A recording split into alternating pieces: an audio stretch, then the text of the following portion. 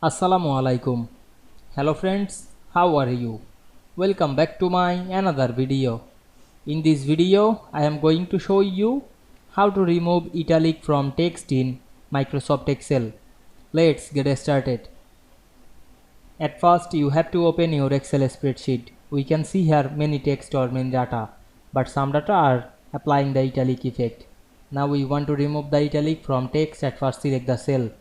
Then go to the home menu, then select the italic option. We can see we remove the italic easily. Now we can see here some cells are applying the italic. Now I am select the multiple cell, click and drag on our mouse. You can use the keyboard shortcut key to remove or add the italic. Press Ctrl I to remove, otherwise you can add this, press Ctrl I again. Now we can see we remove the italic from text easily. I hope you enjoyed my video. Please like, comment, share and subscribe my channel. Thanks for watching.